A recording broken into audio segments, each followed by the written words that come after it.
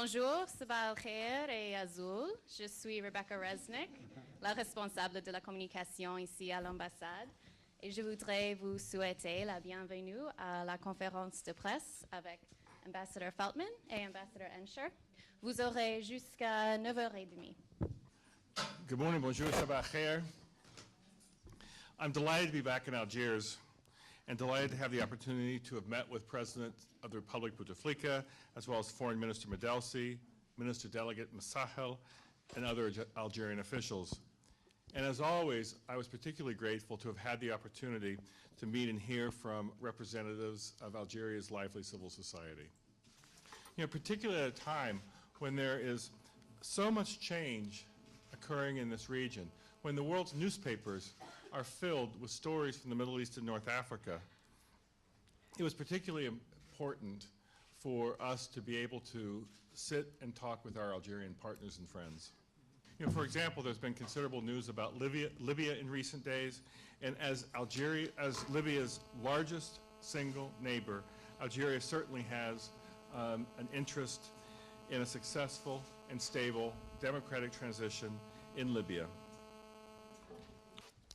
So I had an opportunity to listen to President Bouteflika talk about a number of regional and international issues, such as Libya, such as the elections that we saw yesterday in Tunisia, to the internal situation in Algeria, including the reforms being undertaken by the Algerian government.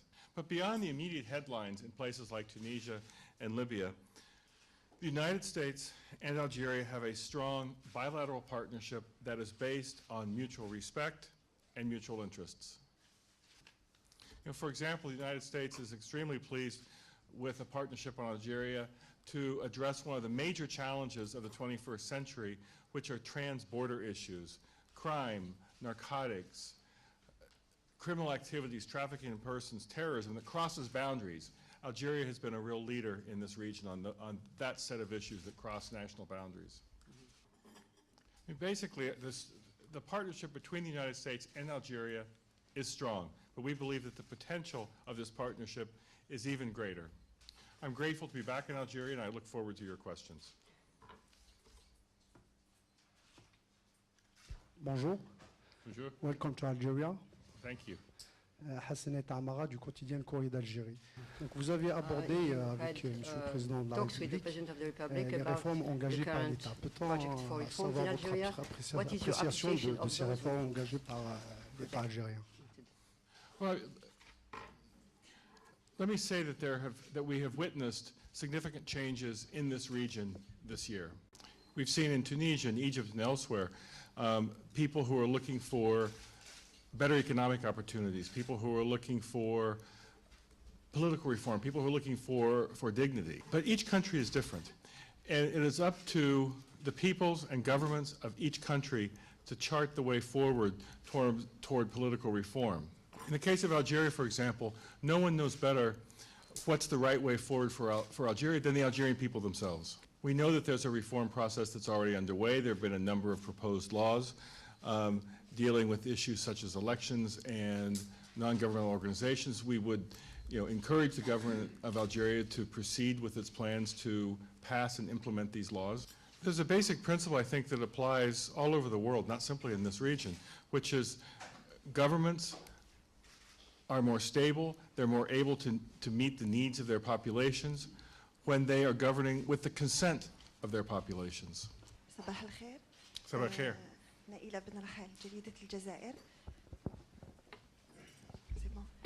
تتزامن زيارتكم مع بعض التطورات على مستوى ليبيا بعد مقتل الرئيس معمر القذافي. كيف تترجم الولايات المتحدة الأمريكية التعاون الأمني مع الجزائر لمواجهة مرحلة ما بعد القذافي خاصة في ظل انتشار الأسلحة؟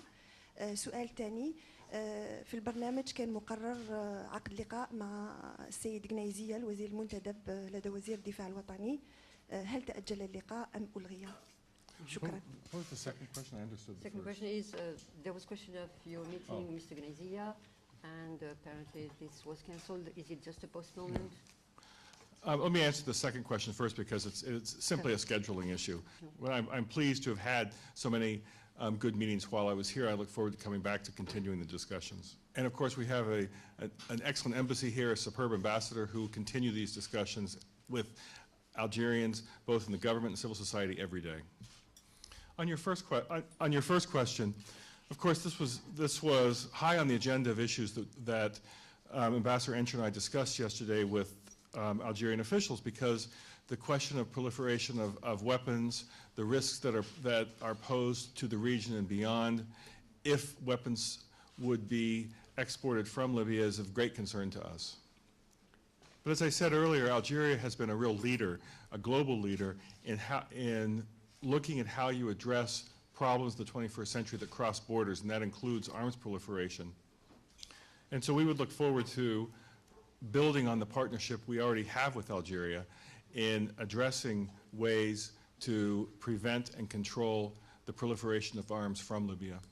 I should also note that Secretary Clinton was in Libya a week ago today, and she also discussed these issues with Libyan officials, and they certainly understand their responsibility to do what they can to prevent arms transfers. The challenges in Libya are great, but the understanding of the responsibility the Libyan officials have is also there. Bonjour. Bonjour. C'est Ibrahim Takharoub du journal L'Expression. Okay, this question was, yesterday we heard Abdel presenting his prospects for the future of Libya, which shows that they intend to have a theocratic state, and it includes one of the decisions le rétablissement de la polygamie. Polygamy. Now, in light of the upsurge of this trend and of the Nahda in Tunisia, what is the reaction of the United States? The third question is, how do you contemplate the future with this kind of backdrop? And second, concerning the draft reforms in Algeria, we seem to consider that the United States is going somewhat backward, whereas earlier on it seemed to urge Algeria to go forward with the reforms. Is it just a change of attitude, or is it going back on earlier attitudes towards these reforms? On the first question, I'm not familiar with the statement you're referring to from Mustafa Abdel Jalil yesterday, so I'll need to speak more generally. But in general, as I said, we believe that governments are best able to meet the aspirations of their people, are most stable when they are ruling with the consent of the governed.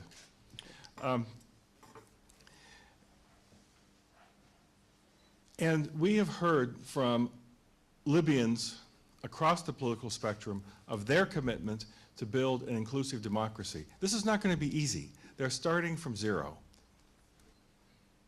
We believe that all parties should be able to participate in democratic elections as long as they commit to certain principles. Principles such as rejection of the use of violence and agreement to abide by the democratic rules of the game. You know, there's certain things like protecting the status of minorities, making sure that women are allowed to play their proper role in society. These are sort of principles that we would expect these countries, these parties would abide by in all of these transition countries. Now, in the case of Algeria, one of the reasons why we took the time yesterday to meet not only with officials, but with representatives of some of your very lively civil society organizations was to make sure that I had an understanding of what civil society thought was happening in terms of reforms in Algeria. Because we do believe it's important for Algeria, like other governments, to be able to respond to the aspirations, to the needs of the Algerian population. Algeria today is far different than Algeria was 15, 20 years ago, and it strikes us that now is the opportunity to move ahead on the types of political and economic reforms that people are discussing. But it's important that this be an Algerian process, this be an Algerian-led reform process.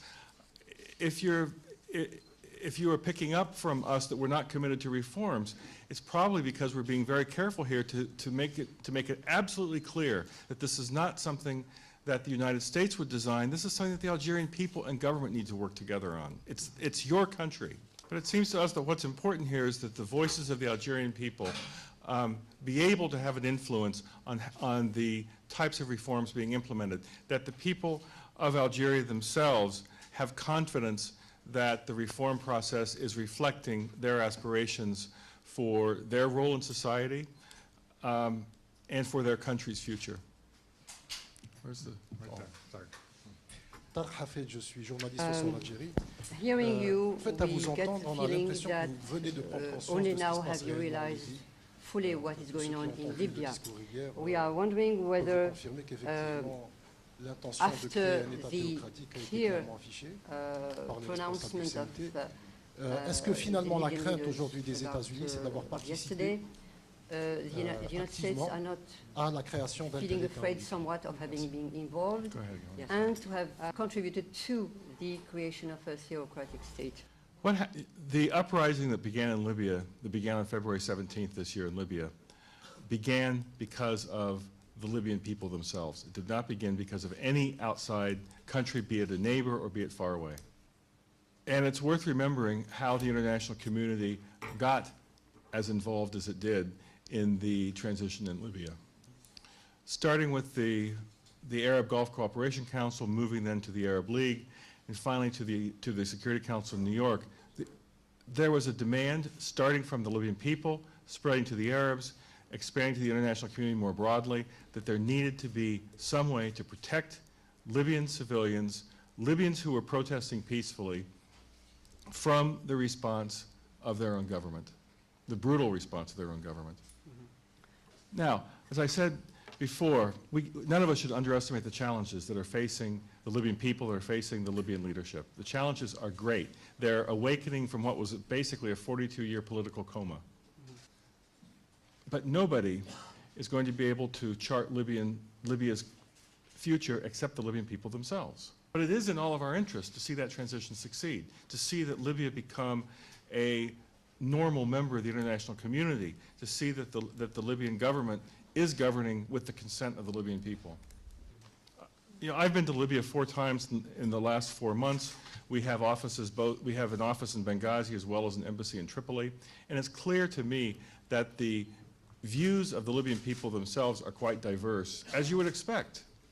But this is one of the main issues that prompted my visit to Algeria right now, was to be able to talk to officials in, as I said, the largest neighbor to Libya, about how they see the situation in Libya, how they see the region, the international community being able to support a successful transition. Bonjour, Zoé Bouzi de la chaîne 3. In the aftermath of the death of Gaddafi, we heard some Ma question juste après Americans speak la of mort de Kadhafi, their nous avons entendu preparedness quelques now to déclarations tackle Syria, de quote unquote. responsables politiques What américains qui role do you disaient conceive maintenant il for va the falloir se United consacrer States à la Syrie. on Et on voudrait anything savoir due to occur quel in va Syria? être le rôle des États-Unis dans les éventuels changements qui pourraient s'opérer en Syrie. There are some common elements in the phenomenon of the so-called Arab Spring, which is the quest for dignity, for respect, for economic opportunity. But I don't really want to draw parallels between the various countries because each situation is unique. You know, as I said before, it was unique, the type of Arab and regional and international support for a civilian protection mission in Libya.